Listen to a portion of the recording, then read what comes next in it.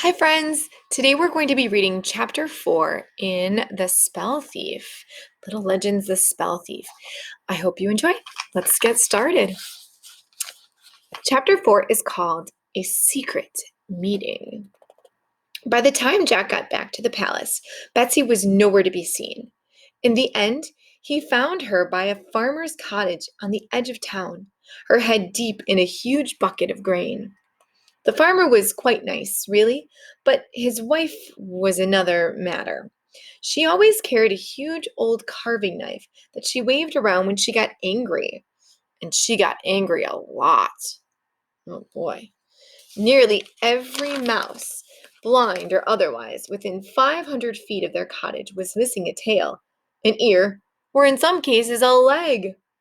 A few ex-mice were even missing heads. She even made it very clearly to Jack that if she ever caught Betsy eating their corn again, the farmer would be having hen burgers for dinner. Ah! Jack tiptoed into the garden, grabbed Betsy, and slipped away quietly. As they walked back into town, Jack told Betsy all about what happened in the woods. Honestly, Betsy, he said, I swear I saw Anansi talking to an imp in that tree. What? Exactly. That's just what I said. What? Nope. None of them believe me. Not even Red. She thinks I'm just being mean. What? Well, yes. Of course I need proof that he's up to something. But how? What?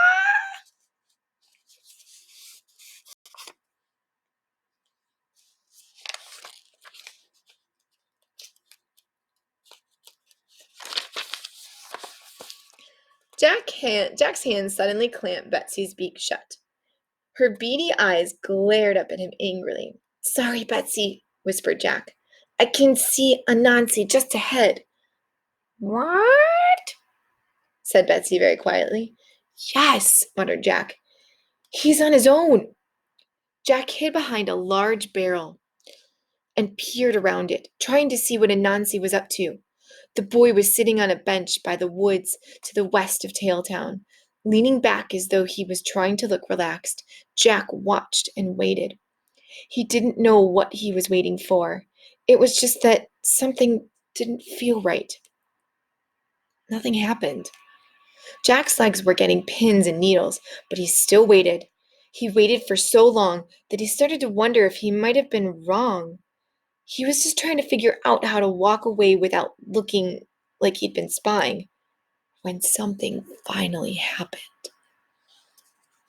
Boy.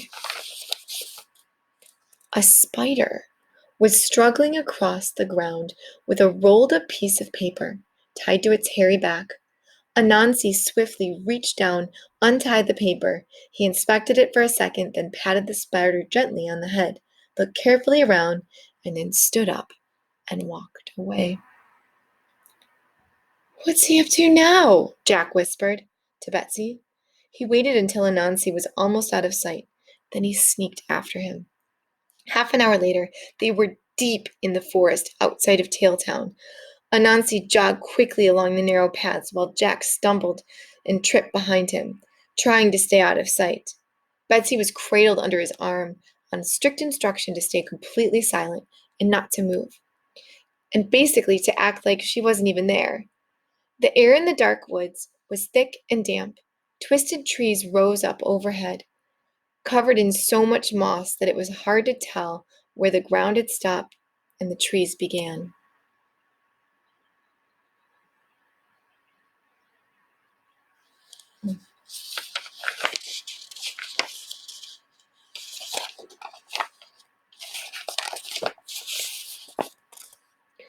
Anansi stopped in front of a fallen tree. The roots above it rose him like huge dead claws. Jack scrambled into a ditch to hide. He placed Betsy on the ground beside him and peered out. It wasn't long before he saw a small, blue-gray shape with pointed ears scamper along the fallen tree trunks and land at Anansi's feet. Jack's eyes narrowed. It was the same imp he'd seen in the tree. Anansi looked serious. There was no trace of the easy smile he had worn earlier. He spoke sharply to the imp in a language that Jack couldn't understand. The imp nodded and then ran out of the clearing, returned for moments later with, "No, it couldn't be." Jack's mouth hung open in shock. Walking into the clearing was a troll. A huge, great, hulking beast of a thing. Just one of its hands could completely surround Jack's head, and its thick arms looked frighteningly, crushingly strong. The creature's eyes burned with darkness. Its pockmarked skin was scaly and glistened in the dim light. Jack looked on his horror as Anansi smiled and ran forward.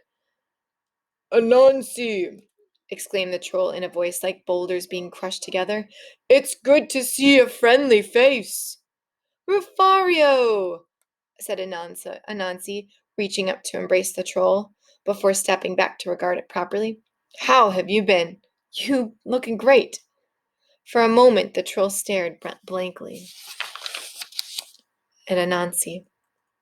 Then Anansi grinned, and then the troll's huge mouth split into a broad smile. "Still a joke, I see. Still like a joke, I see," the troll bellowed, slapping Anansi on the back so hard that the boy was jolted forward a few paces. "So, your little friend's got my note to you." "Yes," replied Anansi. "You could have found a larger spider, though, or used a smaller paper. The poor thing looked exhausted."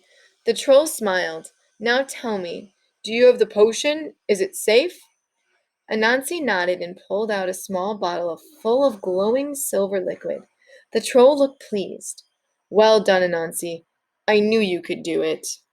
So, tell me, are you all alone? Did anyone see you come up here?" "No," replied Anansi, with a hint of pride. "No one would have been able to keep up." "Good lad," replied the troll with a grin. "We have a lot to discuss. To be on the safe side, I'll get the imp to cast a hiding spell."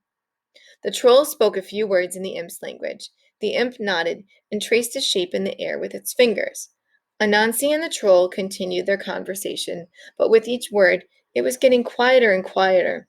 Jack could hardly hear anything they were saying now. The whole clearing suddenly flickered before his eyes and then vanished, taking Anansi, the troll, and the imp with it.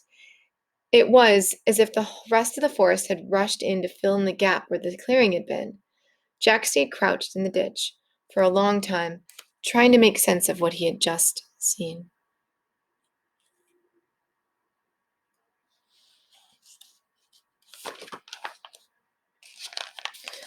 Anansi was friends with the troll.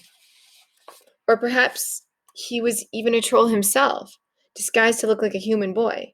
But why? Were the trolls planning another attempt to take over Tailtown? Jack picked up Betsy and crept silently out of the ditch, making his way back toward the town. He had to warn Red and the others that Anansi was working with the trolls. The future of Tailtown could be at stake. Before he could do any of that, though, he needed some answers, and he knew just the place to get them. Jack's on a mission. Is Anansi working with the trolls? Is there going to be another invasion? What do you think? Let me know. Friends, check back tomorrow for Chapter 5. Have a good day. Bye.